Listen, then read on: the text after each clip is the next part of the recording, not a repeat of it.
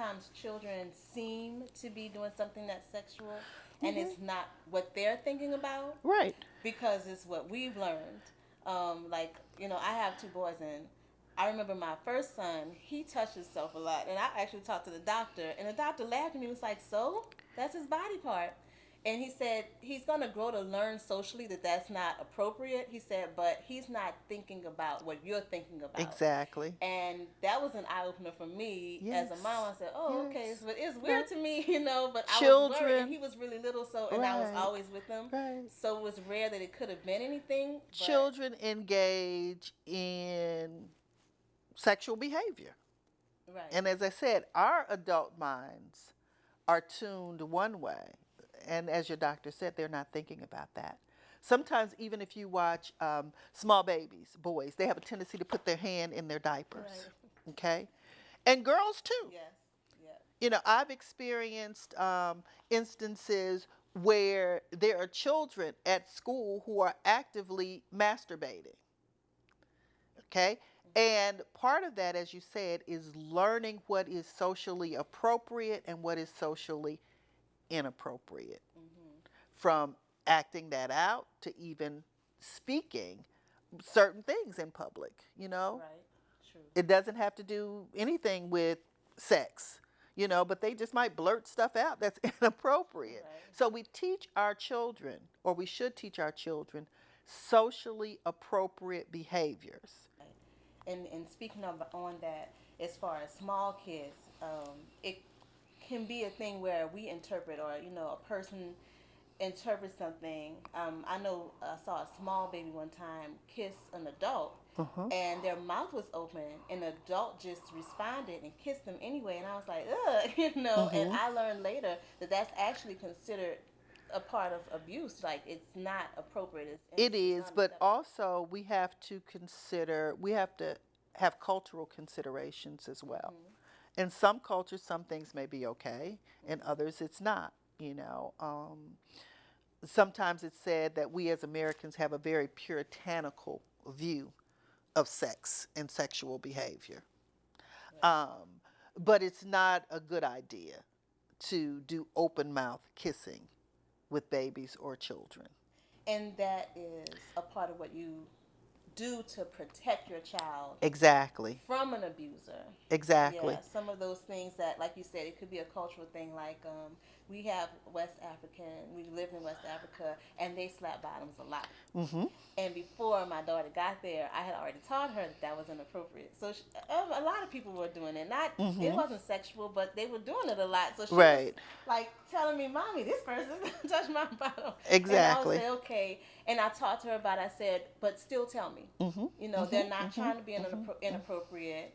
And if they go too far, if they're touching, your body and they're going too far or it's uncomfortable, always tell me anyway. Yes. But I will handle it, because that's another thing. I don't want her to feel like I'm just ignoring it. I said, I'll handle it. I'll talk to them Right. about it.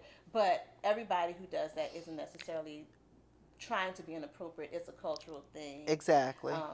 But I remember thinking, I trained her from my American perspective, and now we're going into a different culture. Yeah. And I don't want her to be afraid of everyone, but I did want her to be sensitive. But you're still focusing on one of those 5 steps. You're having a conversation. You're talking about it. So much happens in our families and in our lives that we don't talk about. And if we have a conversation, in many instances we can prevent some things and or intervene in a timely manner. But it's important to have those conversations. When you talk about going into the schools and the kids, and you mentioned that you had a curriculum in the Atlanta Public School, what happened with that? And Well, in many instances, it's still going forward. As I said, the program is called Darkness to Light, Stewards of Children. And that's just one of many. When you talk about the Me Too movement, that was primarily, it's geared toward older adults, or should I say older people, and not just our children. This is one that is geared toward, as I said, adults, and teaching adults how to keep our children safe. Okay. And then we have ongoing good touch, bad touch, and other programs like that to help children to learn about their bodies and about how to, I guess, not only recognize, but be able to talk about and to adequately disclose what's going on. So I have a 2-year-old and a 4-year-old. Help me, guide me through a discussion with Hmm. a 2-year-old and a 4-year-old. You can look at the camera. Okay, well, part of that is, as you said, if you're giving a child a bath, you can say, these are your private parts. Don't let anyone touch Good. your private parts. And you teach them how to wash and how to clean their private parts. Children are naturally curious. They may see mom go to the bathroom or dad go to the bathroom and wonder, oh, what's that?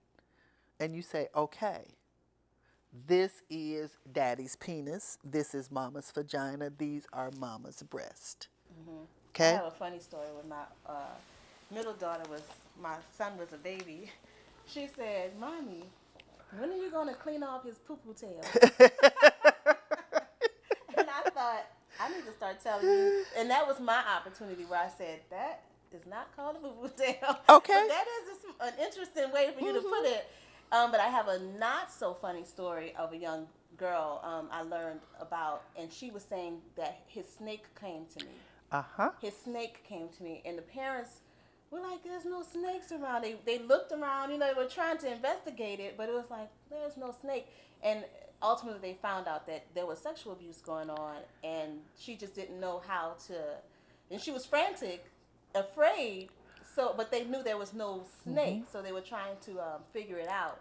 And there's actually something that's a little bit viral. I think it says MUM, M-U-M, so it's probably European or something, but it's talking about graphically a young girl explaining her experience.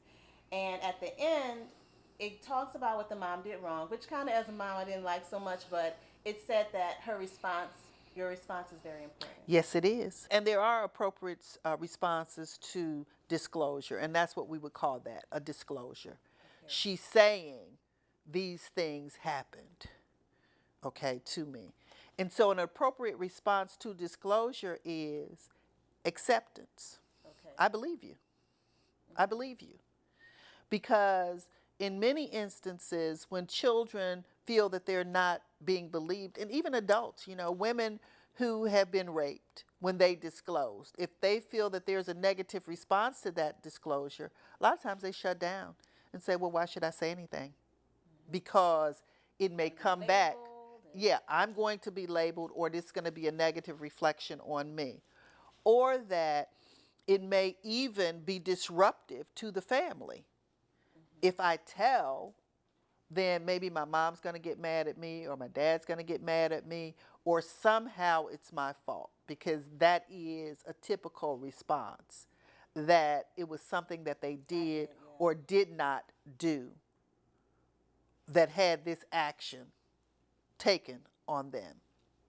And so our response to disclosure is extremely important. We believe it. We accept it. We assure the child who discloses, none of this is your fault. Okay, that's the second step. Assurance. Yes, assurance.